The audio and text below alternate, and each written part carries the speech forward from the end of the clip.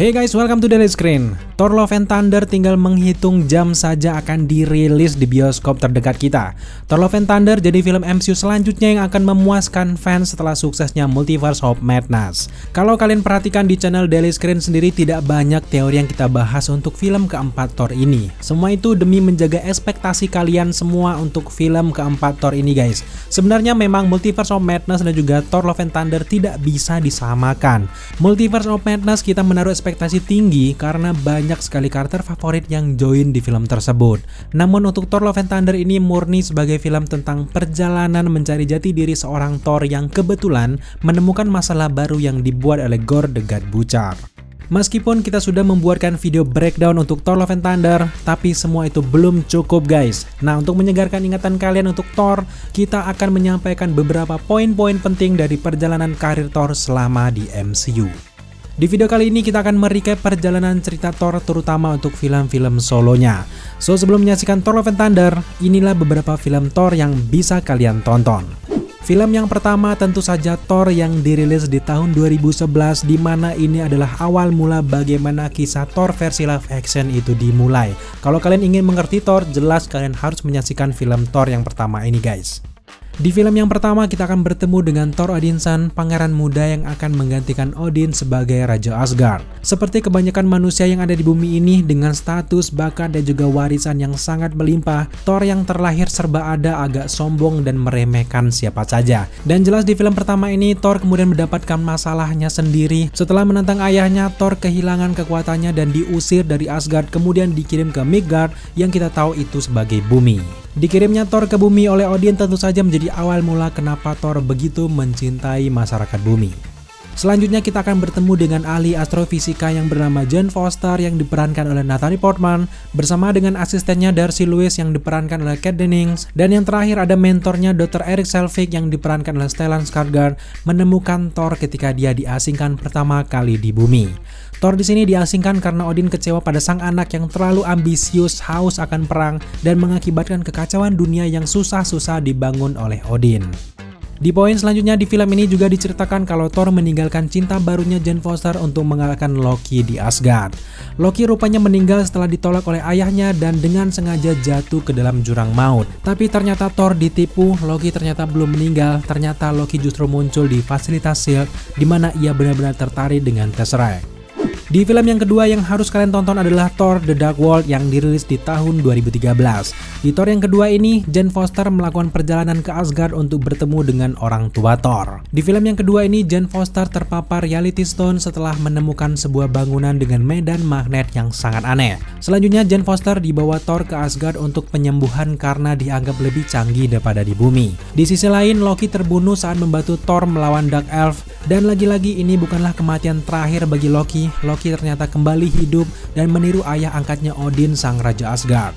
Di akhir cerita dari Thor The Dark World, Thor tetap berada di bumi bersama Jane Foster hingga peristiwa Avengers Age of Ultron. Film ketiga yang wajib untuk ditonton adalah Thor Ragnarok yang dirilis di tahun 2017. Thor Ragnarok adalah film pertama yang disutradarai oleh Taika Waititi dan bisa dibilang ini adalah perkembangan Thor yang sangat luar biasa, di mana filmnya dari genre dark menjadi penuh warna ketika digarap oleh Taika Waititi. Sejak rilisnya Thor Ragnarok, Thor semakin banyak dicintai karena Taika Waititi berhasil menyelamatkan film Thor yang terancam tidak memiliki triloginya lagi. Saat ini, Thor bahkan satu-satunya film solo Marvel yang mendapatkan 4 film. So inilah beberapa poin penting yang hadir selama film Thor Ragnarok. Di awal film kita akhirnya mengetahui kalau Jane Foster juga Thor ternyata sudah putus. Odin kemudian meninggal karena usia tuanya. Ketika momen Odin meninggal, tidak lama setelah itu Hela sang dewa kematian dan juga saudara perempuan dari Thor muncul dan akhirnya menghancurkan Asgard, termasuk juga menghancurkan Mjolnir. Oh iya, di film Thor Ragnarok ini kita juga diperkenalkan dengan karakter baru yaitu Valkyrie yang diperankan oleh Tessa Thompson yang merupakan salah satu prajurit yang dikirim oleh Odin untuk membunuh Hela di masa lampau. Tapi memang sayangnya ketika menghadapi Hela semuanya meninggal kecuali Valkyrie. Di film keempat yang wajib tonton adalah Avengers Infinity War yang dirilis di tahun 2019. Di film Avengers Infinity War ini Thor punya peran yang sangat besar dan itu menjadi faktor apa yang terjadi selanjutnya ketika kita melihatnya di Avengers Endgame. Di Infinity War, Thor ini bekerja sama dengan Guardian of the Galaxy dan melakukan kesalahan terbesarnya, dan inilah beberapa poin penting yang terjadi di Infinity War terkhusus untuk karakter Thor. Yang pertama, Loki dibunuh oleh Thanos yang diperankan oleh Josh Brolin. Selanjutnya, separuh dari Asgardian yang tersisa termasuk Heimdall dibunuh di kapal Thor oleh pasukan dari Thanos. Setelah penyerangan dari Thanos dan menghancurkan kapal milik Thor, Thor akhirnya diselamatkan oleh Guardian of the Galaxy. Selanjutnya, Thor menciptakan Stormbreaker, senjata barunya menggunakan bintang neutron yang menyala-nyala. Di akhir Infinity War, Thor melukai Thanos dengan sangat parah, tapi semua yang dilakukan Thor ternyata belum cukup untuk mencegah Thanos menggunakan Infinity Stone dan menghapus setengah populasi alam semesta. Di film yang terakhir tentu saja ada Avengers Endgame yang dirilis di tahun 2019. Lewat Avengers Endgame ini juga kita diperkenalkan dengan Thor gembul. So inilah beberapa poin penting yang terjadi khusus untuk karakter Thor di Avengers Endgame. Yang pertama, Thor akhirnya membalas dendam kepada Thanos yang kemudian memenggal kepalanya saat Avengers menemukannya di planet yang tak berpenghuni. Setelah berhasil membunuh Thanos, 5 tahun pun kemudian berlalu, dan di sini kita akhirnya melihat Thor yang versi sekarang adalah seorang pecandu alkohol, minum minuman keras, dan bermain video game di New Asgard yang ada di bumi. Selanjutnya di momen-momen akhir dari Avengers Endgame, setelah membantu memulihkan populasi alam semesta, Thor akhirnya menunjuk Valkyrie sebagai raja baru dari Asgard. Semua itu Thor lakukan karena ia sedang menderita krisis parubaya di mana Thor akhirnya bergabung dengan para Guardian of the Galaxy, dan di sini ia mengatakan kalau sudah waktunya bagi saya untuk menjadi diri saya sendiri daripada menjadi diri saya yang seharusnya. Dan momen akhir dari Avengers Endgame inilah akhirnya kita menemukan awal dari Thor Love and Thunder, di mana Thor akan bersama dengan Guardian of the Galaxy memberantas kejahatan yang ada di luar angkasa. Awal dari Thor Love and Thunder kita bisa mengerti bahwa orang tuanya, saudara laki-laki dan perempuannya meninggal, dan dia memulai perjalanan menemukan diri, dan ini adalah momen pertama kali dalam 1000 tahun Thor tidak memiliki tujuan ataupun misi dalam hidupnya.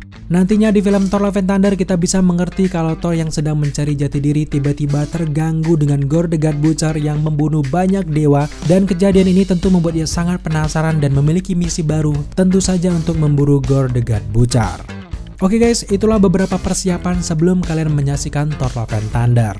Semoga konten ini bisa membantu kalian untuk merefresh lagi pikiran kalian dan akhirnya kalian siap untuk menyaksikan Thor Love and Thunder yang sangat seru ini guys. Nantikan konten kita selanjutnya tentang review non-spoiler dan juga breakdown untuk Thor Love and Thunder segera hanya di channel ini. So buat teman-teman yang mungkin belum subscribe, jangan lupa dukung kita dengan cara subscribe, like, komen, dan share. Serta jangan lupa juga untuk nyalakan notifikasi agar kalian mengetahui apabila kita mengupload video setiap harinya. Thank you guys.